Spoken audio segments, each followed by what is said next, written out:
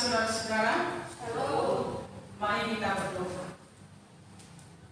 Bapa kami yang bertahta di atas kerajaan surga, kami datang mengucap syukur dan terima kasih kehadiran-Mu Bapa untuk cinta kasih yang Tuhan anugerahkan kepada kami. Saat ini Tuhan kami sedang beribadah, memuji memuliakan nama Tuhan, mendengarkan sabda kebenaran firman Tuhan.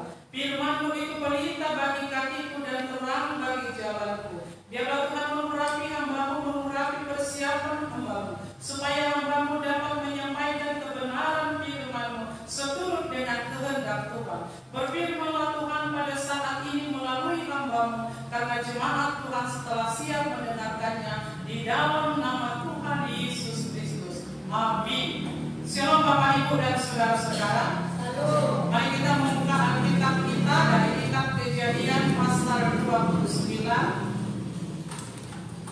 Kitab Kejadian pasal 29 ayat 15 sampai ayat 28. Kejadian pasal 29 ayat 15 sampai ayat 28.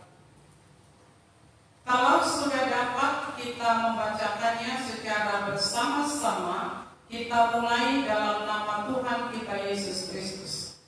Kemudian berkatalah Laban kepada Yakub, "Masakan karena engkau adalah sanak saudaraku, engkau bekerja padaku dengan cuma-cuma. Katakanlah kepadaku apa yang patut menjadi upahmu." Laban mempunyai 2 anak perempuan, yang lebih tua namanya Lea dan yang lebih muda namanya Rahel. Lea tidak berseri matanya, tetapi Rahel itu elok sifatnya dan cantik parasnya. Yakub cinta kepada Rahel, sebab itu ia berkata, "Aku mau bekerja padamu 7 tahun lamanya untuk mendapat Rahel anakmu yang lebih muda itu." Sahut Laban, "Lebih baikkah ia kuberikan kepadamu daripada kepada orang lain, maka tinggallah padamu." Jadi bekerjalah Yakub 7 tahun lamanya untuk mendapat Rahel itu. Tetapi yang 7 tahun itu dianggapnya seperti beberapa hari saja karena cintanya kepada Rahel. Sesudah itu ia berkatalah Yakub kepada Laban, "Berikanlah kepadaku bakal istriku itu, sebab jangka waktuku telah genap, supaya aku akan kawin dengan dia." Lalu Laban mengundang semua orang di tempat itu dan mengadakan perjamuan. Tetapi pada waktu malam diambilnya Lea anaknya, lalu dibawanya kepada Yakub, maka Yakub pun menghampiri dia. Lagi pula Laban memberikan jilbab budaknya perempuan kepada Lea, anaknya itu menjadi budaknya. Tetapi pada waktu pagi tampaklah bahwa itu Lea. Lalu berkatalah Yakub kepada Laban, "Apakah yang kau berbuat terhadap aku ini? Bukankah aku mendapat Rahel, aku bekerja padamu? Mengapa engkau menipu aku?" Jawab Laban, "Tidak biasa orang berbuat demikian di tempat kami ini, mengawinkan adiknya lebih dahulu daripada kakaknya. Genapilah dahulu 7 hari perkawinanmu dengan anakku ini, kemudian anakku yang lain pun akan memberikan kepadamu sebagai upah, asal engkau bekerja pula padaku 7 tahun lagi." Maka Yakub berbuat demikian. Ia menggenapi ke-7 hari perkawinan dengan Lea. Kemudian Laban memberikan kepada Rahel anaknya itu menjadi istrinya. Amin. Sampai demikian. Sekali lagi shalom Bapak Ibu. Yang menjadi tema khotbah kita ini adalah, perlukah berkorban untuk cinta? Perlukah berkorban untuk cinta? Karena ini merupakan pertanyaan, maka jawabannya perlu. Berkorban untuk cinta itu sangat perlu. Bila kita setuju, katakan amin. Cinta itu merupakan semangat bagi manusia untuk hidup, untuk bekerja, dan untuk mencapai cita-cita. Yang percaya, katakan amin. Pengorbanan Yakub untuk mendapatkan cintanya banyak, tetapi kita beri contoh 4. Pertama, Yakub punya komitmen. Yang kedua, Yakub berkorban dari segi waktu. Yang ketiga, Yakub berkorban dari segi materi. Yang keempat, Yakub berkorban dari cinta kasih. Bapak Ibu serta saudara-saudara, Yakub punya komitmen. Komitmen di dalam hatinya, komitmen di hadapan Tuhan. Dia harus menikah dengan Rahel. Dari pandangan pertama, dia melihat wajah Rahel itu cantik dan perilakunya juga baik. Dan Rahel itu juga adalah putri pamannya. Justru karena itu, apapun dilakukan untuk mendapatkan cinta Rahel. Dia suatu saat disapa dan ditawari oleh paman. Perkataan Laban kepada Yakub, walaupun engkau bere, walaupun engkau saudaraku, tetapi tidak mungkin engkau cuma-cuma bekerja di rumah. Katakanlah apa yang harus kuberikan sebagai upah. Yakub berkata, aku mau menikah dengan Rahel. Laban menyetujui permohonan Yakub dengan syarat Yakub harus bekerja 7 tahun lamanya di rumah Laban. Dan Yakub pun menyetujui permohonan tersebut. Komitmen memang perlu bagi setiap manusia. Karena tanpa komitmen ibarat berjalan tanpa tujuan. Ketika ada komitmen, ada goal, ada capaian. Capaian ke depan, ada yang harus diraih. Komitmen yang kedua, pengorbanan Yakub yang kedua adalah dari segi waktu. Bapak Ibu serta saudara-saudara, firman Tuhan mencatat waktu 7 tahun bagi Yakub sangat sederhana.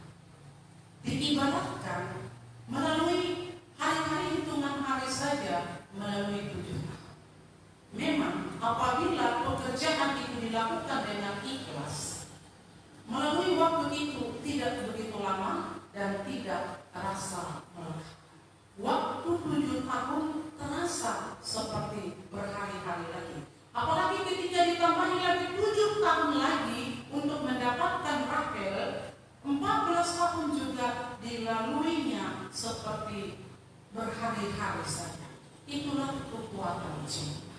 Bapak Ibu, memang pertama perasaan Yakub dia seperti ditipu.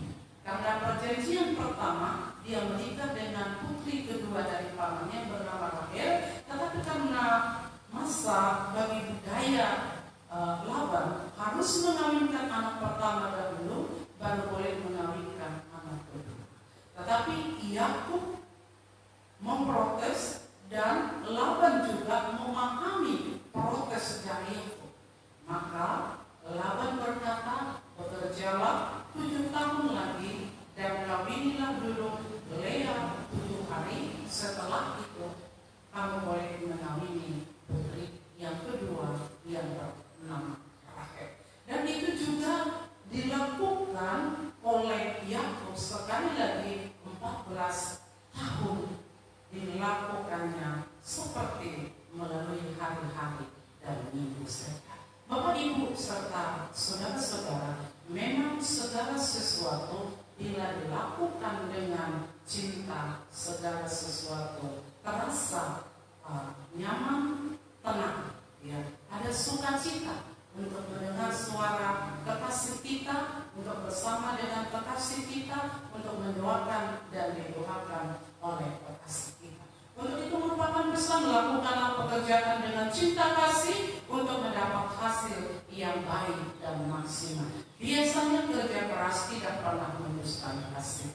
Dan ada juga istilah waktu akan menjawab segala sesuatunya. Oleh karena itu pergunakanlah waktu itu sebaik mungkin. Selagi kita masih hidup, lakukanlah pekerjaan itu sebaik mungkin. Pengorbanan Yakub untuk mendapatkan cinta kasihnya Rahel adalah mati.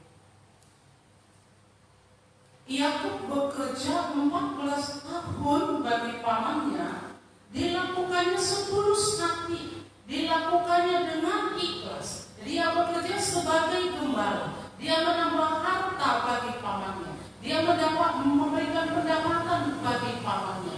Dia anggap itu merupakan haknya. Dia anggap itu merupakan kewajiban sebagai bere, sebagai menantu, sebagai anak untuk menolong, untuk membantu pekerjaan orang tuanya. Memang itu merupakan tanggung jawab anak untuk membantu, untuk menghormati orang tuanya. Ya. Tidak ada hitung-hitungan secara tenaga, meskipun ada yang diharapkan. Terus membantu secara ekonomi keluarga, cita-cita leluhur sebagai anak. Cita-cita leluhur sebagai anak. Anak membantu orang tua, saling menolong, merupakan kata bersama. Itu perlu bagi manusia untuk saling membantu di tengah-tengah keluarga. Yakub mempunyai pikiran milik orang tua adalah milik anak. Bapak Ibu serta saudara-saudara, pengorbanan Yakub yang keempat untuk mendapatkan cinta kasihnya Rahel adalah memiliki cinta kasih dan keikhlasan. Modal utama dalam setiap pekerjaan adalah cinta kasih, ya.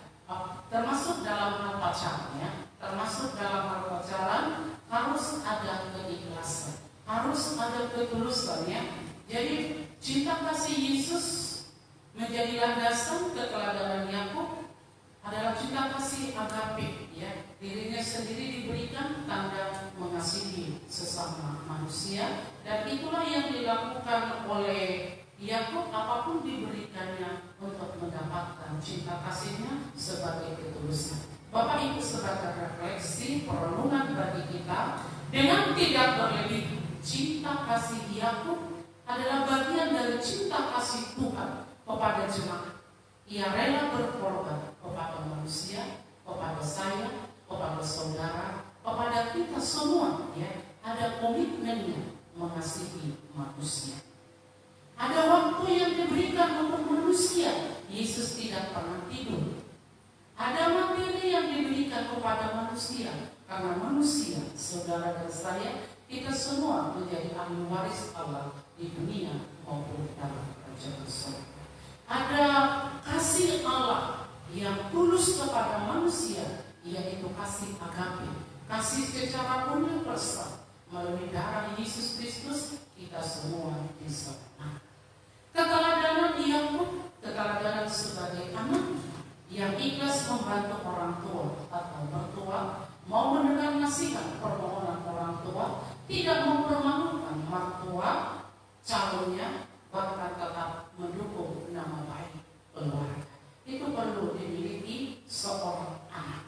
Dan yang perlu juga diteladani, diperhatikan oleh anak adalah tadi dikatakan pengorbanan itu perlu juga secara materi, karena tidak mungkin berpacaran tanpa materi, karena ada telepon, ada WhatsApp, video call, berarti perlu pulsa, perlu pakai. Kadang jalan-jalan, kadang juga bisa jajan, dan setelah membentuk pernikahan tidak khayalan, tetapi itu nyata, ada pemasukan, ada pengeluaran, dan ada tanggung jawab bagi yang masih sekolah belajarlah keras supaya bisa bekerja, yang sudah bekerja belajar keras supaya ada pendapatan. Karena materi juga merupakan bagian dari pengorbanan untuk mendapatkan cinta. Bahkan bagi semua keluarga juga harus bekerja keras, karena tanpa materi keluarga kurang harmonis. Keteladanan yang ketiga adalah semangat bagi Laban sebagai orang tua, mampu mendidik, mengajari anak sampai kepada pernikahan suci atau kebahagiaan anak. Dia mampu memberikan perintah kepada menantunya, kepada anaknya. Dia bisa mengajari menantunya untuk menjaga nama baik keluarga, dan dia bisa juga mengatur anaknya sampai ke jenjang pernikahan, bahkan dalam menjalani kehidupan yang baik bagi anak-anaknya.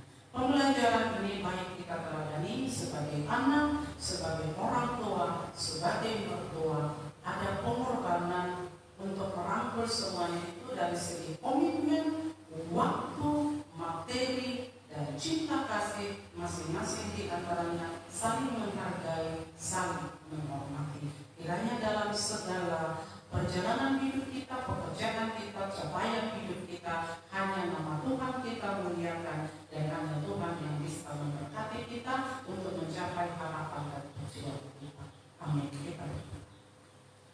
Bapa di surga, terima kasih firman Tuhan yang mengingatkan kami supaya kami senantiasa melakukan kasih seperti kasih Yesus yang tulus, kasih tanpa imbalan. Tetapi Yesus mengasihi kami setulus hati, memberikan tubuh dan darah Yesus sebagai keselamatan secara universal bagi kami.